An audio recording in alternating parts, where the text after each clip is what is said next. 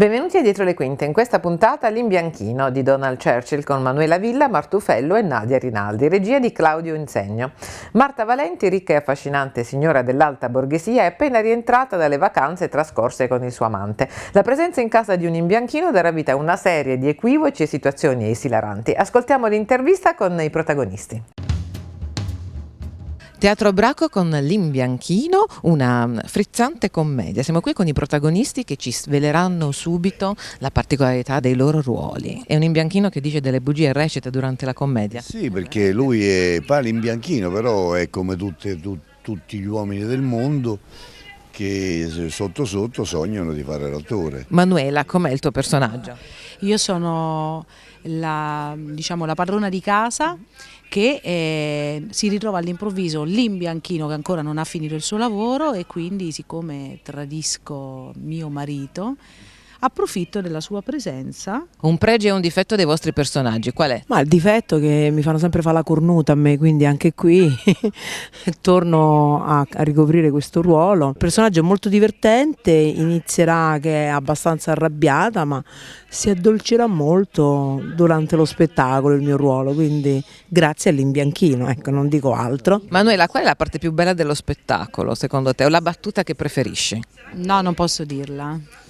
Dovete, è top secret, è troppo bella, dovete, venite, venite, gustatevela insieme a noi. Adesso parliamo invece del ruolo che vorreste interpretare e che vi manca. C'è un ruolo che vi manca? Dice, ho fatto tutto, però magari vorrei fare questo. Che cosa? Non lo so io, perché sai, io quest'anno sono 45 anni di professione, diciamo, e oltre 40 di teatro, e quindi ho fatto un po' tutto, specialmente dal bagaglino poi si fa tutto, capito?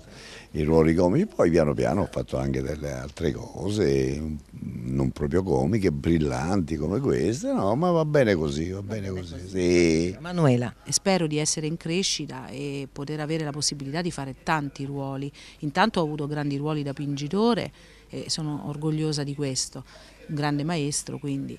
E poi mi trovo bene con i miei colleghi, mi vogliono e quindi vuol dire che insomma rendo, penso, giustizia. Funziona sulla scena. Nadia invece? Ma io mi sono divertita a interpretare tanti personaggi, però un ruolo, ecco, più avanti al quale sono molto legata, che lo studiavo da quando andavo da Proietti, ma mi è sempre stato detto c'è tempo prima che ti faranno fare questo ruolo, è Medea sicuramente. O la lupa. L'imbianchino rappresenta per Marta solo una scocciatura, con freddezza e snobismo tratta male il povero disgraziato. Walter è un depresso al quale il destino non ha regalato nulla, fa parte di un gruppo di attori, persone depresse come lui, che recitano per motivi terapeutici. Poi rompe in casa Gilda, la moglie del suo amante, che annuncia che ritorna quella sera stessa per raccontare tutto al marito di Marta. Così Marta si rivolge proprio all'imbianchino, che prima ha trattato con disprezzo, e gli chiede di interpretare la parte di suo marito davanti all'altra donna. Televisione e teatro. La televisione ha dei tempi strettissimi, per cui non si può dimostrare il talento o non si può raccontare una storia, no? Perché lì c'è il problema dei tempi, 3 minuti, 2 minuti, adesso c'è il monologo. Che cosa cambia invece col Profumo di palcoscenico? Cioè, dove si vede il vero attore o la difficoltà? Che cosa cambia? La televisione che ho fatta io, che è parecchia, perché ho fatto oltre 30 anni di televisione ogni anno, ma noi portiamo il teatro in scena. Soprattutto è diverso la tua esperienza, perché adesso ci sono i reality, ci sono magari dei giovani che non sanno fare nulla, però è invertito, perché loro diventano prima famosi e poi indovina, dice adesso facciamo l'attore, adesso posso cantare. Noi abbiamo vissuto la televisione, adesso questa non è più televisione, perché che televisione è? Poi a me non mi fate parlare, se no mi faccio denunciare da tutta. Manuela Villa, Profumo di palcoscenico o TV?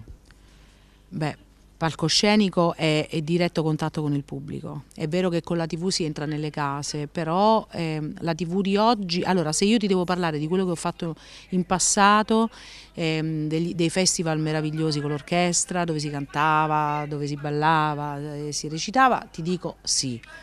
Altrimenti preferisco il palcoscenico 200.000 volte, cioè il rapporto con il pubblico e poi ti mette alla prova tutto quello che tu hai fatto in una vita E ogni giorno è un banco di prova, non dai mai niente per scontato, insomma, e quindi impari sempre, cresci. Io sono cresciuta con una televisione che mi ha fatto innamorare di questo mestiere. Io guardando la televisione e vedevo un certo tipo di televisione, io aspettavo il lunedì sera per vedere il film, il sabato sera facevo la brava tutta la settimana perché dovevo vedere Mille Luci, dovevo vedere lo spettacolo, che era spettacolo. E poi abbiamo cominciato a contare i ceci, i fagioli e poi da lì in poi è cominciato a cambiare tutto. Però vedendo la televisione è nato in me l'amore per questo mestiere. Credo che il palcoscenico come ti fa soffrire, perché devi sempre, è un banco di prova quotidiano ogni volta che lo sai, però nello stesso tempo ti gratifica e il pubblico se fai bene te lo dimostra e ti fa capire anche quando sbagli. Nonostante il suo scarso successo come attore, Walter prende molto seriamente questo incarico come interprete del marito di Marta. Le prove in vista della scena del confronto con l'altra donna lo vedono pieno dell'orgoglio del professionista a declamare delle battute ricordate solo a metà da commedie famose. Walter minaccia ripetutamente di andarsene se Marta non apprezza la sua arte. Finalmente l'inganno ha luogo e la moglie decide che la maniera migliore di vendicarsi è quella di andare lei a letto con il marito di quella, ovvero Walter Limbianchino. Parliamo di cinema, vi propongono una pellicola cinematografica. Che personaggi interpretate?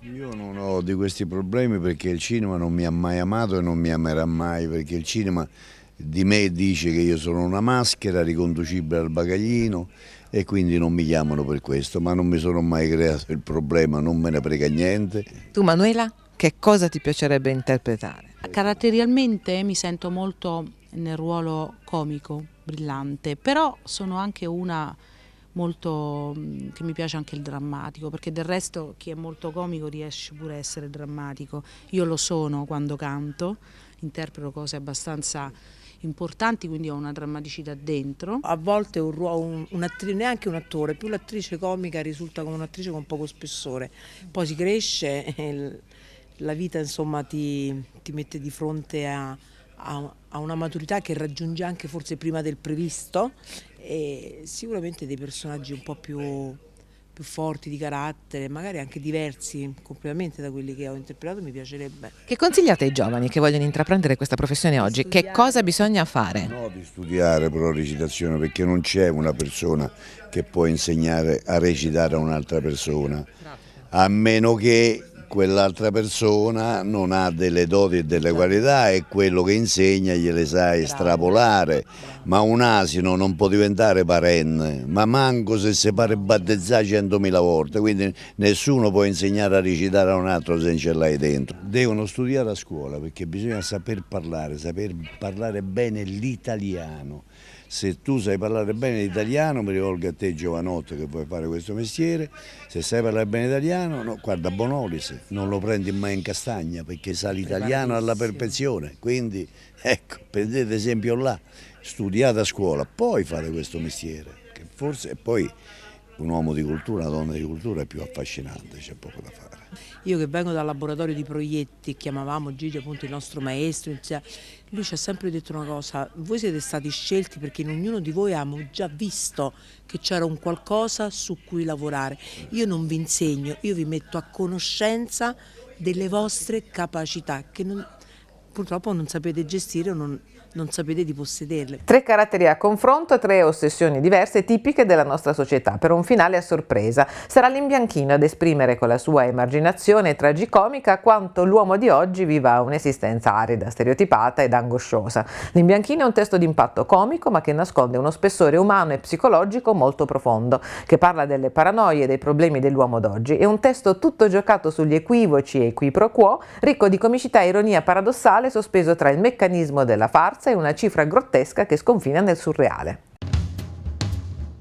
Magari vale anche molto la pratica, no? La pratica sulla scena. Però la pratica, ma devi avere qualche cosa, se non ce l'hai la pratica... Io per esempio lo sto facendo in pratica, nel senso io non ho fatto uno studio, però sento di averlo dentro, quindi attraverso l'umiltà comunque, perché è la prima cosa, guardare gli altri più bravi di te e cercare di prendere il meglio e farlo tuo, per poi tirar fuori la tua personalità sul palcoscenico, questo però lo devi avere. Ma c'è una differenza tra l'espressione vocale e quella invece recitativa per te? Oppure no?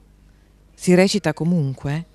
Ma sicuramente c'è una cosa in comune, cioè il fatto che deve arrivare qualcosa al pubblico. Questo spettacolo continua, in tutta Italia ci sarà un tour, esattamente? Fino a aprile andiamo a Bologna, torniamo a Bologna e entriamo a Roma, al Teatro Roma, per 15 giorni e poi ci fermiamo. Grazie per essere stati con noi, adesso un saluto al pubblico di Dietro le Quinte. Vi mando un grande saluto, un grande abbraccio e mi raccomando, ueteteci. Un saluto a tutti gli spettatori di Dietro le Quinte, vi aspettiamo a teatro e siete il nostro orgoglio, quindi venite numerosi. Lasciate un pochino dietro le quinte e accomodatevi in sala perché insomma, stasera si va in scena. Grazie. Il pubblico è la quarta quinta per un attore, la quarta quinta di un attore. Ciao, di più ne so. Gradisce un tè? No, un altro, non è possibile. Signora, prenda tempo perché mi si è incastrata la zippa dei pantaloni con le mutande in secondo scastrato. Che si faccia, si sbrighi. Signora Cialabita, ci vediamo più tardi, così chiariamo questa cosa una volta per tutti. Dove? Là, nella piazza.